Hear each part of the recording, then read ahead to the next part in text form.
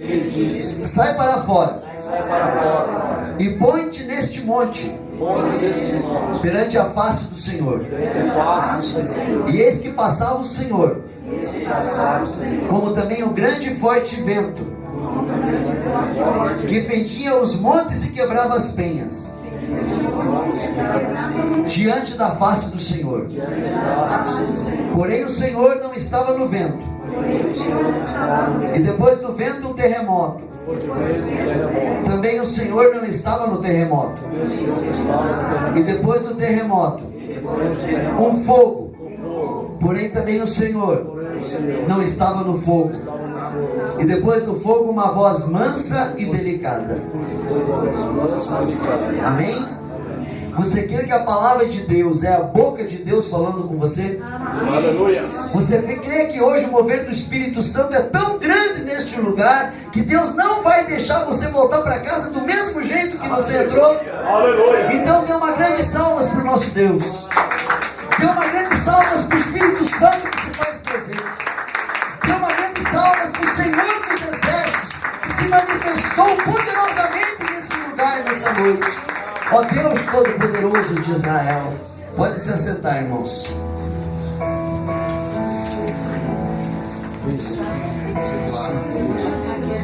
Irmãos, o profeta Elias, ele foi um profeta que ele viveu na época do Antigo Testamento. E na época do profeta Elias, o rei, que era o rei da época do profeta Elias, era o rei Acabe. E a esposa do rei Acabe era a rainha Jezabel.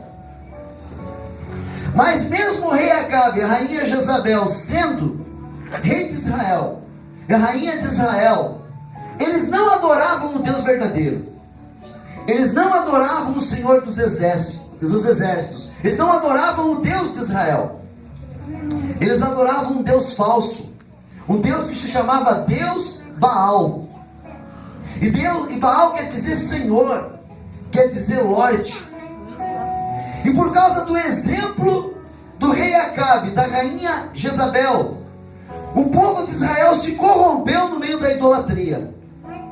E eles não adoravam mais o Deus de Israel. A rainha Jezabel era uma mulher manipuladora, era uma mulher do mal, e ela manipulava o rei Acabe. E ela detestava todos os profetas que pregavam o Deus de Israel. E principalmente ela detestava o profeta Elias. E por que ela detestava o profeta Elias? Porque Elias tinha feito um desafio no Monte Carmelo, onde ele chamou todos os profetas de Baal para ver se aquele Deus Baal era verdadeiro. E ele falou assim: eu vou mostrar que o Deus de Israel é verdadeiro. E lá, aqueles profetas de Baal começaram a rezar para aquele Deus, começaram a se machucar e a fazer auto-sacrifício, e nada daquele Deus responder. E quando Elias orou, fogo do céu caiu, e consumiu toda a oferta, e consumiu todo o holocausto que Elias tinha colocado. Por isso que Jezabel detestava o profeta Elias. Porque depois que caiu o fogo do céu, o profeta Elias matou a espada 450 profetas de Baal. Mas a manipuladora Jezabel conseguiu fazer a cabeça do rei Acabe para que o povo, para que os profetas do Senhor, os profetas do Deus de Israel, fossem mortos. E ela mesmo disse que não ia amanhecer o dia e o profeta Elias estaria morto. E Elias, quando soube da lei que o rei Acabe tinha feito, de que ele seria morto, sabe o que Elias fez? Ficou com medo, ficou desesperado, fugiu para o deserto. E quando ele fugiu para o deserto, ele simplesmente entrou dentro de uma caverna, para que a rainha Jezabel não o matasse. Mas como pode um profeta do Senhor ter medo de uma lei? Como pode um profeta do Senhor ter medo de uma rainha? Deus tinha se mostrado tantas vezes para o profeta Elias.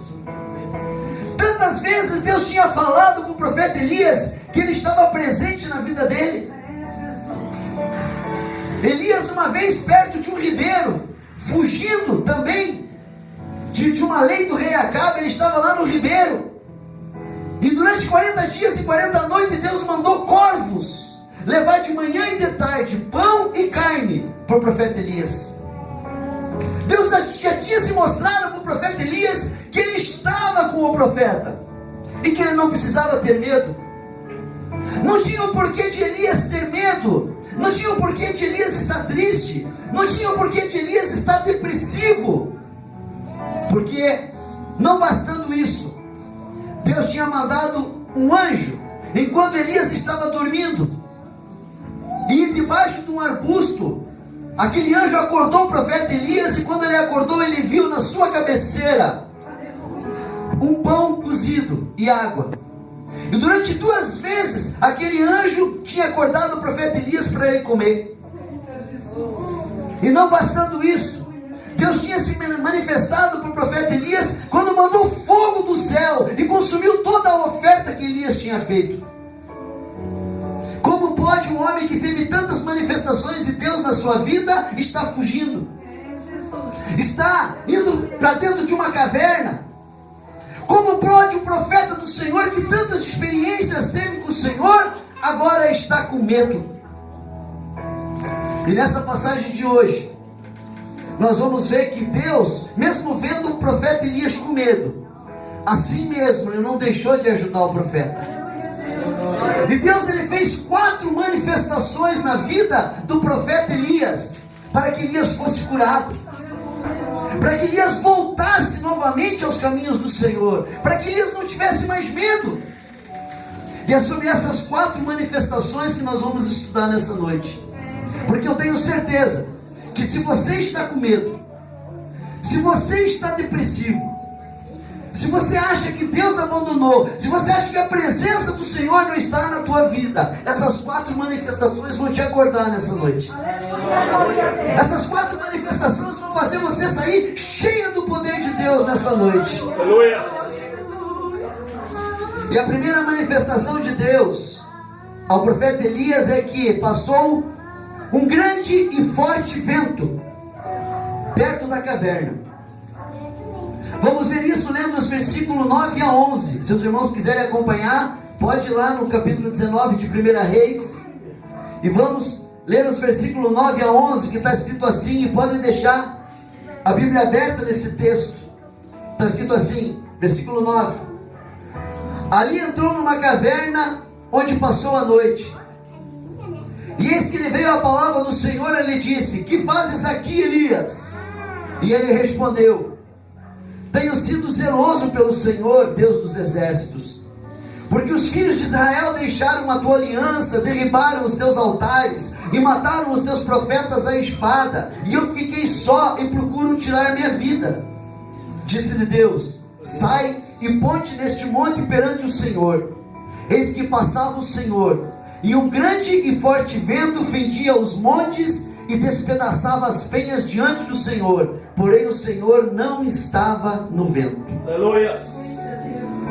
Observem bem, irmãos, para Deus mostrar que estava presente perto da caverna, Deus usou a força do vento para mostrar ao profeta que ele não precisava ter medo. Aleluia.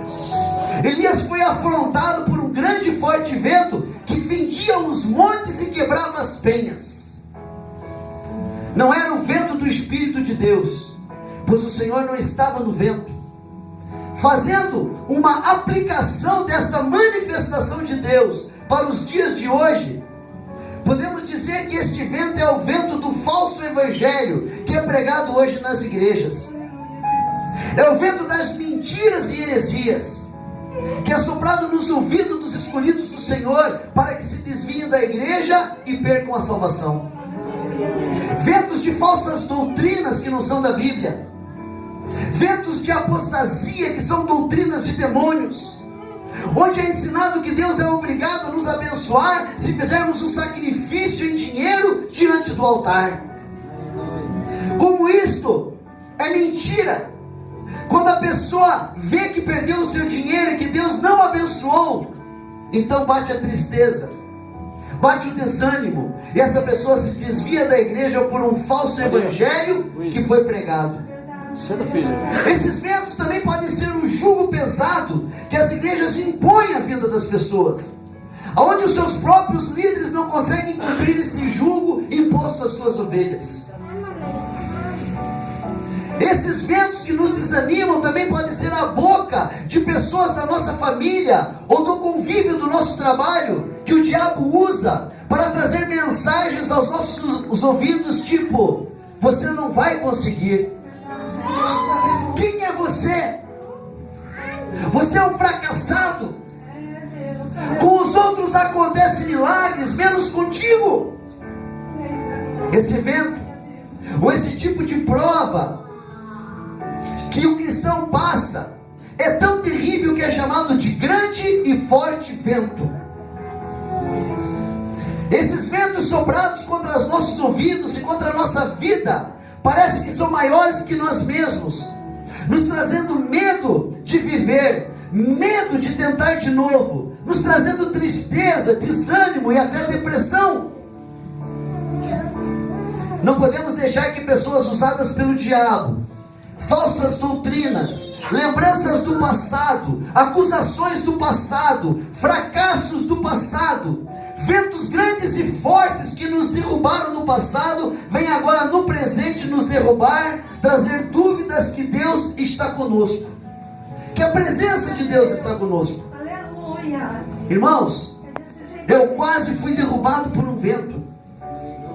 Se hoje eu sou pastor, é porque Deus teve misericórdia de mim, porque eu sempre fui um homem de fé, e eu vim de uma família que tinha uma religião de fé. Porque hoje nós não seguimos uma religião, nós seguimos a Cristo. Mas naquela época eu seguia uma religião, e eu achava que estar na presença de Deus é estar todo dia na igreja. E todo dia de manhã eu passava na igreja para fazer minhas orações, para ir para o trabalho, de tão religioso que eu era.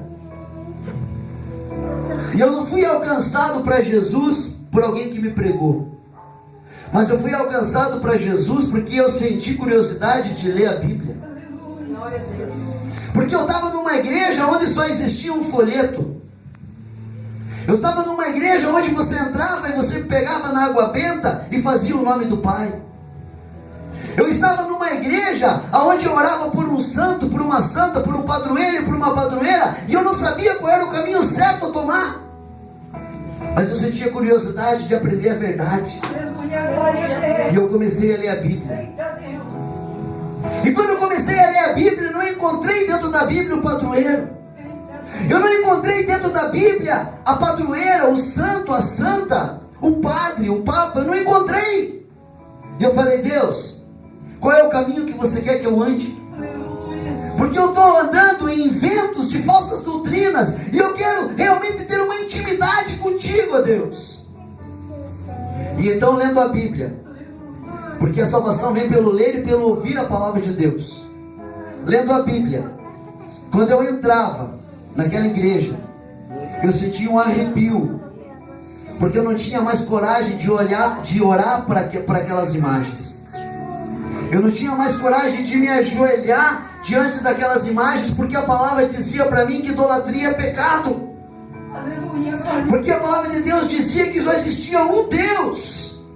E a palavra de Deus dizia que Jesus Cristo é o único caminho, que Ele é a verdade e a vida, e ninguém vem ao Pai senão por Ele. E então, procurando essa verdade, eu entrei um dia numa igreja evangélica, a primeira igreja, Assembleia de Deus. E lá eu ganhei uma Bíblia. E no dia que eu entrei naquela igreja, que eu vi o pregador pregando, logo veio um fogo no meu coração, que eu senti vontade de estar ali, naquele altar, pregando e dizendo: olha, eu quero ensinar vocês a não serem enganados do jeito que eu fui enganado. Eu quero ensinar vocês a andar no caminho certo, do jeito que eu estou descobrindo esse caminho. E eu senti aquele fogo de pregar essa palavra e ensinar as pessoas a voltar ao caminho correto, porque elas estavam sendo enganadas por uma falsa religião. Aleluia, glória a Deus. Então daqui a pouco, quando eu vi, eu estava já envolvido com os irmãos, eu já estava envolvido com as campanhas, e eu estava envolvido com aquela igreja. E o irmão chegou para mim e falou assim: irmão Gil, está na hora de você se batizar. Eu falei: é verdade, irmão, estou firme na igreja, estou firme nas campanhas, estou firme com os irmãos, está na hora de eu me batizar. Meu irmão falou assim para mim: só que tem uma coisa, irmão Gil, o irmão Gil gosta de usar uma bermuda, o irmão Gil gosta de jogar um futebolzinho, gosta de assistir uma televisão. Naquela época era assim. E por causa dessa palavra, eu fiquei 12 anos fora da igreja. Porque sabe qual é o verdadeiro evangelho da salvação? Não é essa gravata aqui, irmãos. Eu só uso essa gravata por formalidade. Mas o que vai salvar a minha vida é Jesus Cristo, não vai ser nem essa igreja. E a minha vida de santidade ao Senhor. É eu estar pregando aqui e sair dessa porta para fora e viver aquilo que eu prego. E viver aquilo que eu digo. E viver aquilo que a Bíblia diz que eu tenho que viver. Isso é salvação. E eu tenho que perseverar até o fim. Não é estar hoje na igreja e amanhã estar fora. É perseverar até o fim. E então, irmãos, 12 anos eu fiquei fora da igreja por causa de uma palavra do irmão que disse que eu não seria salvo porque eu usava uma bermuda, porque eu assistia uma televisão, ou porque eu gostava de jogar um futebol. Mas pela misericórdia do Senhor, Deus me chamou novamente. Pela dor, não pelo amor, pela dor. E eu voltei. E quando eu voltei, logo Deus me colocou para estudar. E Deus, quando eu vi, Deus já estava me ordenando pastor. E hoje, para a honra e glória do Senhor, eu posso estar pregando o Evangelho. E hoje, para a honra e glória do Senhor, eu posso deixar que o Espírito Santo do Senhor tome conta da minha vida, tome conta do meu coração, tome conta da minha família e tome conta dessa igreja a partir de hoje. Então, esse vento passou por Elias.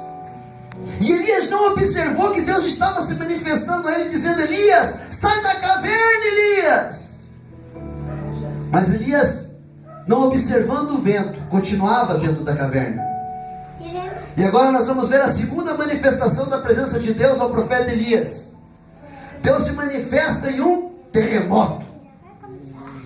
Vamos ver isso no versículo 11, que está escrito assim: disse-lhe Deus: sai e ponte neste monte perante o Senhor. Eis que passava o Senhor, e um grande e forte vento fendia os montes e despedaçava as pedras diante do Senhor. Porém o Senhor não estava no vento. Depois do vento, um terremoto. Mas o Senhor não estava no terremoto. Depois do vento, um terremoto. Mal saíra da prova do vento, Elias já estava na prova do terremoto. Muitas vezes acontece isso conosco. Nem bem saímos de uma prova, já entramos em outra. Na prova do terremoto, tudo sai do lugar. Tudo parece que vai cair. O que estava arrumado vira uma bagunça. O chão parece se abrir e sugar tudo. E o que estava em pé vai ao chão. Esse terremoto é do tipo de prova que acontece em nossas vidas, que pode ser uma doença, pode ser um desemprego, pode ser uma dívida que nos atormenta, pode ser um casamento à beira de uma separação, pode ser problemas no meio da nossa família, pode ser vícios que tentam nos fazer cair, que tentam colocar nossas vidas em desordem, de cabeça para baixo. Um terremoto inesperado em nossas vidas pode desarrumar tudo aquilo que levamos anos para arrumar e colocar em ordem. E de uma hora para outra tudo vira uma bagunça. Mas é apenas uma prova. Devemos lembrar disso. E prova tem hora certa para começar e hora exata para terminar. Um terremoto, uma tempestade não é para sempre. Tudo passa. É só colocarmos a nossa confiança em Deus. Irmãos, acontecia um terremoto na vida de uma mulher, que se ela fosse olhar para o tamanho desse terremoto, ela tinha se suicidado. E essa mulher era uma mulher que vivia na época de Jesus, e essa mulher sofria 12 anos de uma hemorragia. E aquela mulher, ela tinha investido todo o seu dinheiro com os melhores médicos da época, e aquela hemorragia nunca curava. E naquela época, uma mulher que tinha hemorragia, se ela sentasse em um banco, ninguém sentava ali. Naquela época, uma mulher com hemorragia, as pessoas não tocavam nela, porque pensavam que ela era impura, que ela ia passar aquela doença para outra pessoa. Porque naquela época de Jesus existia um preconceito muito grande contra as mulheres. Quanto mais uma mulher com hemorragia, e que sofria há 12 anos com essa hemorragia. Um grande terremoto que acontecia na vida dessa mulher. Mas essa mulher um dia ouviu falar que existia um tal de Jesus de Nazaré. E essa mulher falou: todo o meu dinheiro eu gastei com médicos, todo o meu dinheiro eu gastei com medicina, e nunca adiantou, não adiantou nada. Quem sabe se esse Jesus me cura? Imaginem, uma mulher 12 anos sofrendo de hemorragia. Eu acredito que era uma mulher que tinha dificuldade para andar. Era uma mulher que tinha dificuldade de ir um lugar para o outro. E ela sabia que ao lado de Jesus existiam multidões de pessoas. Que era muito difícil chegar até Jesus, porque onde Jesus estava, multidões estavam ao lado dele. Mas aquela mulher, com toda a sua dificuldade, a dificuldade de andar, a dificuldade de ir, assim mesmo ela falou: quem sabe se eu tocar em Jesus eu sou curada. Aleluia. E aquela mulher enfrentou a multidão. E aquela mulher enfrentou as pessoas que estavam ao redor de Jesus. E eu acho que rastejando, eu acho que andando devagarinho, empurrando as pessoas, ela conseguiu tocar na veste de Jesus quando Jesus estava de costa. E Jesus pergunta aos seus apóstolos: quem é que me tocou? E os apóstolos falam: Senhor, a multidão te toca, todos te tocam, como que nós vamos saber quem é que te tocou? E então Jesus falou assim: mas essa que me tocou saiu de mim virtude, saiu de mim poder. Quem é que me tocou? E então aquela mulher se levanta e fala: fui eu, Jesus. Eu te toquei porque há 12 anos eu sofro de uma hemorragia. Há 12 anos tem um terremoto na minha vida, mas eu não desisti. E eu estou aqui para te dizer que eu toquei nas tuas vestes e eu estou curado. E o Senhor Jesus disse: a tua fé te curou. Não importa o terremoto que você está passando, não importa o vento que está derrubando pedras, que está derrubando tudo, não importa, o Senhor Jesus está presente, e basta que você toque nas suas vestes e você será curado. Dê uma salva de palmas para o nosso Jesus. Aleluias. Mas voltando à pregação, vamos ver a terceira manifestação de Deus ao profeta. A terceira manifestação foi o fogo. Está escrito assim no versículo 12: depois do terremoto, um fogo, mas o Senhor não estava no fogo. E depois do fogo, um ciclo tranquilo e suave. Aleluia. Depois do terremoto, um fogo. O profeta Elias, dentro da caverna, olha para um lado e para o outro e não vê saída para fugir do fogo que vem ao seu encontro. Se fugimos dos problemas e nos escondemos na caverna, somos impulsionados a irmos mais fundo nela, indo em labirintos onde não se sabe o fim. Na vida, quando estamos na caverna, somos atraídos a experimentar o fim da caverna, andando às vezes na escuridão, em labirintos e perigos, sem ver uma luz no final da caverna. Esse tipo de prova de fogo é quando os problemas fogem do nosso controle. Começa de uma pequena fagulha que, quando era pequena, nós não dávamos muita importância, mas em pouco tempo virá algo destrutivo, que às vezes pensamos que não tem mais solução. Assim como o fogo muda o aspecto daquilo que foi queimado, quando passa essa prova do fogo, as coisas parecem que já não são mais como antes. Antes era madeira, e agora se tornou cinza. Vamos ver com o tempo que as provas de fogo que passamos e vencemos, nos tornam hoje mais fortes e mais maduros para enfrentarmos as próximas provas com mais confiança em Deus e com mais maturidade. Às vezes a nossa vida está como a do profeta Elias, uma prova atrás da outra. Quando somos provados, seja a prova que for, Aleluia. devemos ficar firmes, não deixar o medo, a tristeza, o desânimo, a depressão nos pegar. Não devemos desistir.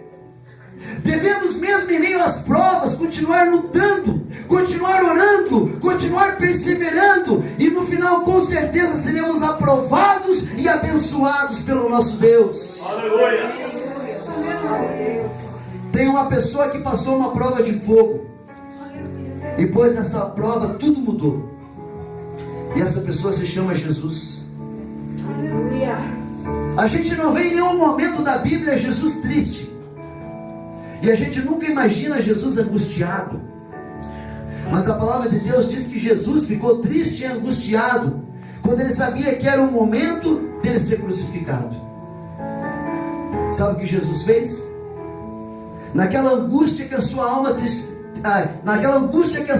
tinha, naquela tristeza que estava na sua alma, Jesus não fez como Elias. Jesus não foi para a caverna. Jesus foi orar no monte do Getsemane. Jesus não ficou isolado como Elias ficou dentro de uma caverna. Jesus chamou seus amigos, Pedro, Tiago e João, e falou: fiquem orando enquanto eu vou orar lá. Fiquem vigiando, fiquem fazendo uma vigília enquanto eu vou orar. E quando Jesus chega no monte do Getsemane, a primeira palavra que ele fala, ele diz assim: Pai, se possível for, afasta de mim esse cálice. E ele quis dizer assim: Pai, se possível for, afasta de mim essa morte. Porque o cálice estava falando da morte, estava falando da vergonha, estava falando do chicote, estava falando do sangue que ia jorrar, estava falando da lança que iria transpassar. E Jesus volta no lugar onde ele deixou Tiago, Pedro e João, e fala: vocês estão dormindo? Às vezes nós estamos assim como Jesus, a nossa alma angustiada, a nossa alma triste, e quando nós pedimos ajuda, os nossos amigos estão dormindo, não conseguem comprar a nossa dor assim como Jesus comprava a nossa dor. Porque Jesus tinha em si uma coisa que se chamava íntima compaixão. E íntima compaixão é sentir dentro de si aquilo que o outro está sentindo. Mas enquanto Jesus estava orando, os seus apóstolos estavam dormindo. E Jesus volta e vai orar e fala: Senhor, já que esse cálice não pode ser afastado de mim, então que seja feita a tua vontade. Jesus estava passando uma prova de fogo. Jesus estava passando por um momento de angústia e tristeza, assim como Elias passou. Mas Jesus foi totalmente ao contrário. Jesus não se escondeu, Jesus não teve medo, Jesus enfrentou o problema, mesmo triste. E a palavra de Deus diz que ali no monte do Getsemane, Jesus suou sangue. No lugar da água veio sangue. O que precisa da minha graça, porque tem um povo que eu preciso comprar. E então Jesus volta e vê os seus apóstolos dormindo e fala: chegou a minha hora. Aí vem aquele que me trai, e veio Judas e dá um beijo em Jesus, e naquele momento Jesus é preso, e depois acontece tudo aquilo que nós sabemos que aconteceu.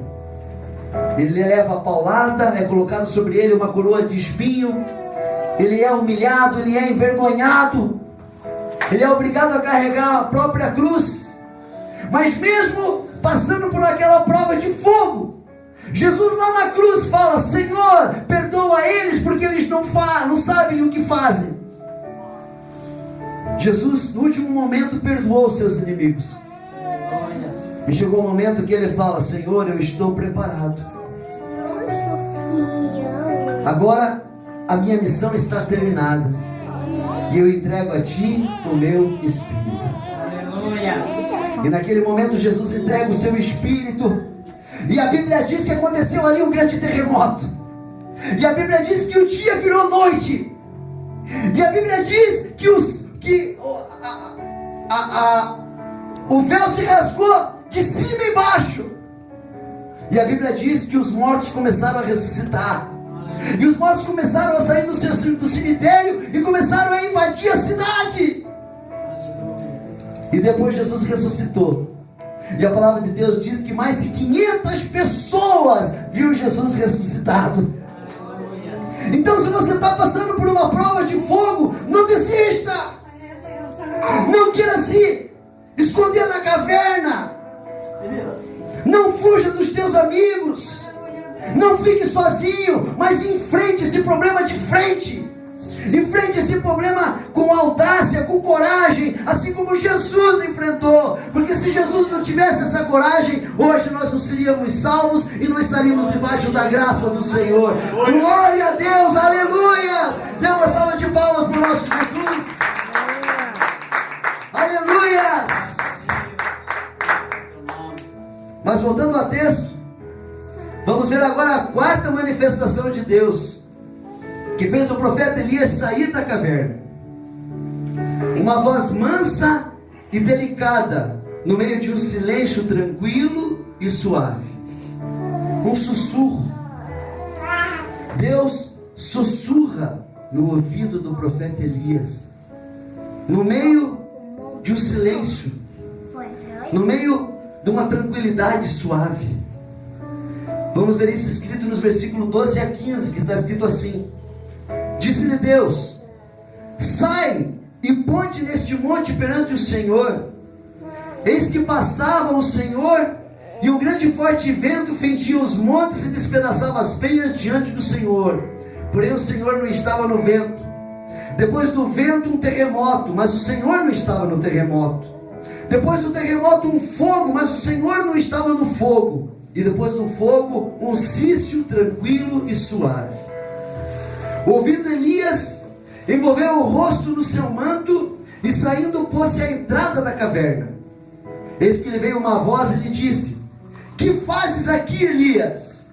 Ele respondeu: tenho sido em extremo zeloso pelo Senhor, Deus dos exércitos, porque os filhos de Israel deixaram a tua aliança, derribaram os teus altares e mataram os teus profetas à espada, e eu fiquei só e procuram tirar minha vida. Disse-lhe o Senhor: vai, volta ao teu caminho para o deserto de Damasco, e chegando lá, unge a Hazael rei sobre a Síria. Aleluia. E depois do forte vento, depois do terremoto, depois do fogo, no meio do silêncio, uma voz mansa e delicada de Deus falando com o profeta Elias: que fazes aqui, Elias? O profeta Elias ouviu essa voz e imediatamente foi curado do medo, foi curado da tristeza, foi curado do desânimo, foi curado da depressão e foi guiado para fora da caverna. Aleluia. Irmãos, só há uma saída para quem está escondido na caverna: ficar calmo, tranquilo, orar e escutar a voz de Deus. Aleluia. Depois de 3 provas, veio a voz mansa e delicada de Deus, curando o profeta e fazendo ele sair da caverna. Deus disse para o profeta Elias: volta ao teu caminho, ou seja, continua a viver tua vida, continua fazendo a minha obra. Vai para Damasco, e chegando lá, unja Hazael sobre o rei da Síria. Como vemos aqui, irmãos, a gente convidar a igreja a ficar de pé. Irmãos, aprendemos importantes lições com essa passagem de vida do profeta Elias. Primeiro, Elias enfrentou o vento. Segundo, Elias enfrentou o terremoto. Terceiro, Elias enfrentou o fogo. E na quarta manifestação de Deus, quando Elias achava que Deus não estava presente na vida dele, o Senhor curou Elias no meio do silêncio, com uma voz mansa e delicada, quando ele achava que o Senhor havia abandonado. Foi no silêncio que Deus curou Elias e fez ele sair da caverna. Irmãos, o que faz você se esconder dentro da caverna? O que faz você não pedir ajuda de irmãos e irmãs? O que faz você estar fora da igreja? Qual foi o vento que fez com que você se desviasse do caminho do Senhor? Pastor, mas eu estava na igreja e eu pensava que lá na igreja eu ia só ser abençoado, que eu ia receber milagre, que eu ia receber prodígio, maravilha, que a igreja ia ser tudo de bom. Não é assim que funciona com Deus. Não é assim que funciona com Jesus. Da mesma maneira que acontece conosco, acontece com a natureza. A terra, para ela ser fértil, a terra, para ela poder dar uma planta boa, uma fruta boa, primeiro ela tem que passar o arado, tem que ser rasgada. E então depois que aquela terra é rasgada, aí sim ela está preparada para o plantio. E assim ela começa a germinar e começa a dar frutos bons. Um diamante, para se tornar bonito, primeiro ele é uma pedra. E ele precisa ser lapidado. Precisa ser cortado. E isso dói, isso machuca. Mas a única maneira de se tornar um diamante bonito é ser lapidado, é ser cortado. E quantas coisas na vida, para se tornar uma grande formosura, primeiro teve que passar pela prova de fogo. A espada, para se tornar uma grande espada, ela tem que passar pelo fogo. E não só passar pelo fogo, mas levar muita martelada. Muita martelada. E põe no fogo de volta e volta para o martelo. E põe no fogo de volta e volta para o martelo.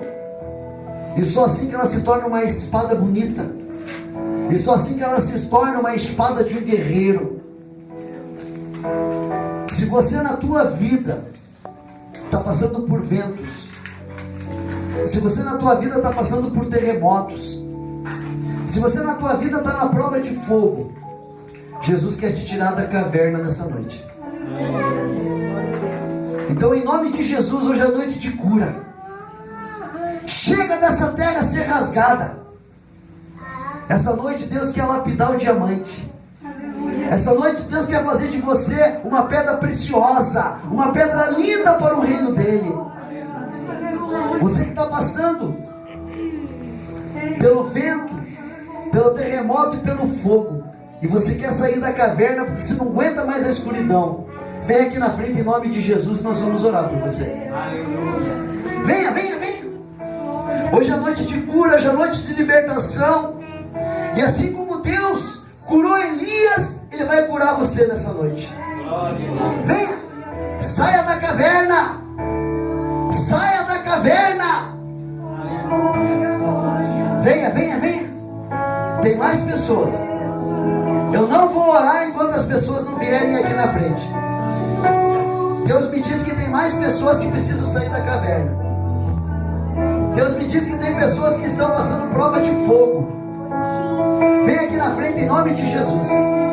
E a hora que você vir, nós vamos começar a orar.